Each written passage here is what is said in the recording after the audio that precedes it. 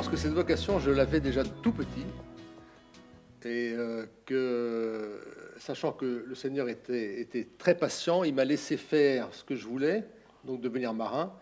Et il m'a rattrapé au tournant vers l'âge de 41, 42 ans.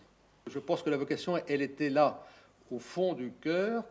Mais bon, voilà, j'en ai fait qu'à ma tête. Et voulant être marin, je pense que le Seigneur m'a dit, bon, c'est bon, on va le laisser être marin et on l'aura après.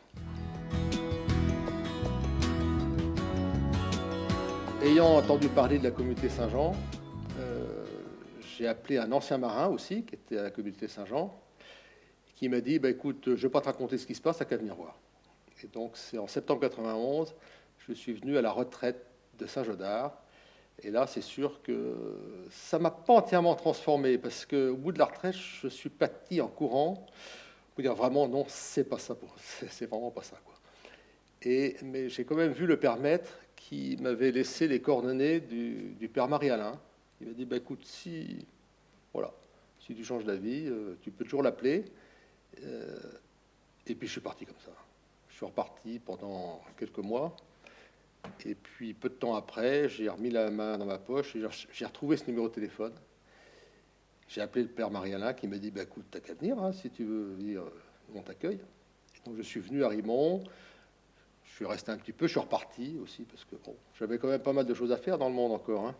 J'avais beaucoup d'amis, j'avais des voyages, la marine n'était encore pas très loin, donc c'est pas facile tout d'un coup de tout lâcher.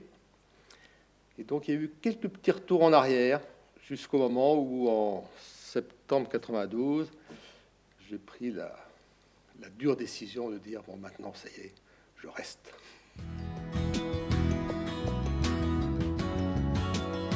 Ah, pas du tout. Alors, en plus de ça, par rapport peut-être à un frère qui rentre très jeune, moi, je sais comment fonctionne le monde, enfin, au moins en partie, et j'ai plus du tout envie d'y retourner.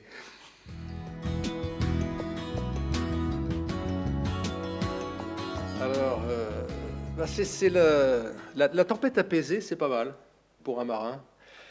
D'autant plus que voilà, ça m'est arrivé souvent d'être dans des mers un peu démontées, et c'est vrai que cette parole du Christ qui apaise les eaux et qui dit au vent de se taire, quelquefois on a envie ça m'est arrivé d'emmener des jeunes à la voile et d'être dans des conditions limites de mer, et on repense souvent à cette partie de l'évangile de Saint Jean, la tempête apaisée.